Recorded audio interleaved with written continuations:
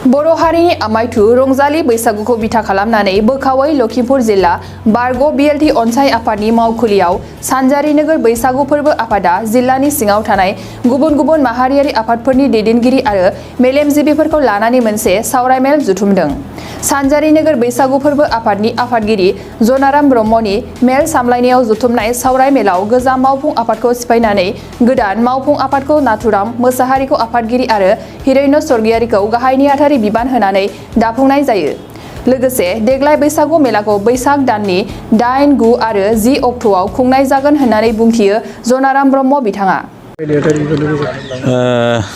2022 मायथाइनि दिनै जा जोंनि बैसागु फोरबो सानजारि नोगोर बेवहाय गोदान आफाद जों दानानै लादों। बेवहाय बे आफादावहाय आफादगिरि हिसाबै नाथुराम मोसाहारि आरो नेहाथारि हिरण्य स्वर्गियारि बिसोरखौ सानैखौ बिबान गोदानै होनाय जाबाय आरो गोबां जोंना आफादनि गुबुन गुबुन आफादनि दैदेनगिरि दं बिथांमोनखौबो लाफानानै आबुङै दाफुंना लानाय जाबाय। सानजारि नोगोर जा बैसागु बेखौ जों समायना रमायना गुबुन बोसोरनिख्रुइ साबसिन खालामनायनि थांखियै जों बयबो ज' जालायनानै खामानि मावगोन बेनि सायाव जों सावरायबाय आरो 8, 9, 10 बे बैसाग दाननि बे समावहाय जों बैसागु बिदायखौबो खुंनो थाखाय दिनैनि मेलाव सावरायनायनि गेजेरजों साखा-फारा खालामनो आखायाव लादों।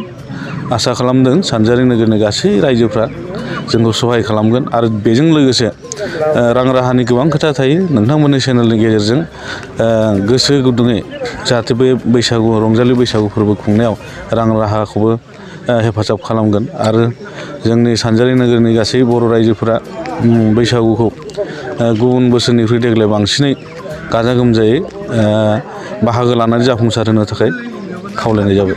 बे समाव नोंथाङा बारग' आफादगिरि महरै गोदानै बिबान मोननाय मावफुं आफादनि बिबानगिरिफोरखौ मा खावलायनो सानो? बिथांमोनहाबो खुब खावलायनो गोनां गैया। बिथांमोनहा खुब गोसो गुदुं मानसि आरो खामानि मावबोफेरबाय थानाय एक्सपिरियेन्स दं।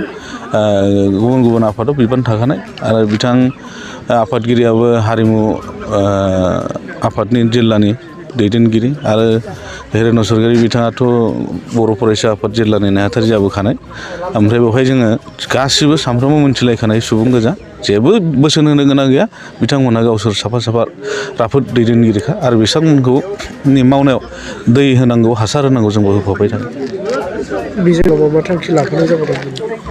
थांखियाथ' बेनो जोङो 8, 9, 10 बे थारिखआव देग्लायनि बैसागु बिदाय फोरबोखौ जाहाथे उनथिंजाय साइराब जायैनि सिगांनो खुंनानै फोजोबनो थाखाय थिरां खालामनाय जाबाय। बे समाव दाजाबदेरनाय खेराइ फुजाखौबो बेखौ लानाय जाया। खेराइ फुजाखौ आलादायै खुंसिगोन होननानै जों मिथिनो मोननाय जाबाय। बेनिखायनो जोंना बैसागु फोरबोआ सिगाङाव जासिगोन। बेखौ उनावहाय हायुङारि खुंथायनि बिथांमोनहा बेखौ थिग थाक खालामसिगोन होननानै जों मिथिनो मोनबाय। बिटिआर हालामनि थाखाय मोनसे गोजोनथाव खौरां। 68थि भारत रत्न लोकप्रिय गपिनाथ बरदलै ट्रफी जोलुर बादायलायनाय। बे बादायलायनायखौ गिबि खेबनि थाखाय बिटिआरनि सिङाव थानाय चिरां जिल्लायाव सोलिफुबाय थानाय मार्च दाननि गेजेराव खुंफुंनाय जागोन।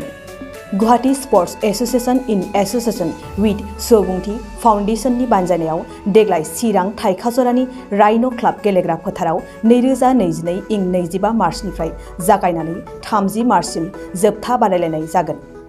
गासै 4 गेदेर जोलुर क्लाबफोरनि गेजेराव बे बादायलायनाया जागोन। बे गेदेर जोलुर क्लाबफोरनि मुंफोरानो जाबाय North East United FC, United Chirang Duar FC, चिलं लाजं FC आरो आसाम रेजिमेन्टेल सेन्टार। बादायलायनायनि सम खाना होखानाय बादियै 25 मार्च खालि नर्थ इस्ट इउनाइटेड एफसि आरो United Chirang Duar FC, 26 March खालि शिलं लाजं एफसि आरो आसाम रेजिमेन्टेल सेन्टार, 27 मार्च खालि नर्थ इस्ट इउनाइटेड एफसि आरो आसाम रेजिमेन्टेल सेन्टार, 28 मार्च खालि इउनाइटेड चिरां दुवार एफसि आरो शिलं लाजं एफसि, 29 मार्च खालि आसाम रेजिमेन्टेल सेन्टार आरो United Chirang Duar FC, 30 March खालि नर्थ इस्ट इउनाइटेड एफसि आरो शिलं लाजं एफसिनि गेजेराव बे बादायलायनाया जागोन। जानो थांनाय बे बादायलायनायनि टिकेटखौ दानिफ्रायनो टिकेट काउन्टाराव होनाय जाबाय। नायनो गोसो गुदुं एबा जोलुर बादायलायनायखौ मोजां मोनग्रा सुबुंफोरा थाबैनो टिकेटनि थाखाय 9547461257 जानबुं नम्बराव जगाजग खालामहरनो हागोन एबा बुकिं खालामहरनो हागोन।